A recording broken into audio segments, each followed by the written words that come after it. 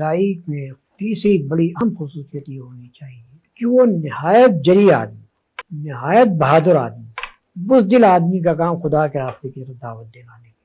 ذرا سی چوٹ لگے اور جو بلبلے کی طرح بیٹھ جائے وہ آدمی خدا کے راستے کی طرف دعوت نہیں دے سکتا۔ خدا کے راستے کی طرف دعوت جو شخص دے سکتا ہے وہ ہے جو سخت سے سخت دشمنی کے ماحول میں، مخالفت کے ماحول میں، خطرات کے ماحول میں اسلام کا علم لے کر اٹھ جائے اور کوئی پرواہ نہ کرے کہ نتائج کیا ہو۔ رسول اللہ صلی اللہ علیہ وسلم کی اپنی ذات اس شجاعت کا مکمل نمونہ ہے۔ مکہ معظمہ میں کھلا آپ نے دعوت اسلام پیش کی، ان لوگوں کے درمیان پیش کی جو آپ کے خون کے پیاسے ہو گئے، جنہوں نے کوئی کسر اٹھا رکھی آپ کو ظلم کا نشانہ بنانے میں اور آپ کے ساتھیوں کو ظلم کا نشانہ بنانے میں، لیکن ایک لمحے کے لیے بھی آپ نے اپنی دعوت کو چھوڑنا قبول نہیں کیا، بلکہ مسلسل 13 سال تک اس ماحول میں اپنی دعوت پیش کرتے چلے گئے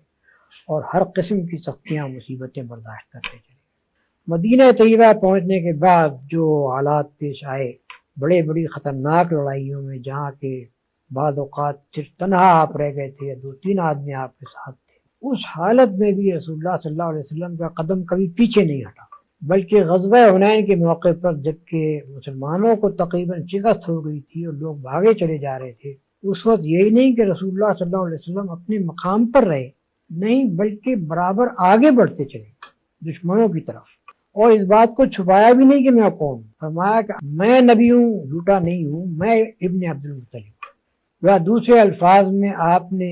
عین حالت جنگ میں اس وقت جبکہ آپ بالکل 2-3 آدمیوں کے ساتھ تنہا رہ گئے تھے اور دشمنوں کے نلغے میں تھے، اس وقت بھی علل اعلان یہ کہا کہ ہاں میں نبی ہوں۔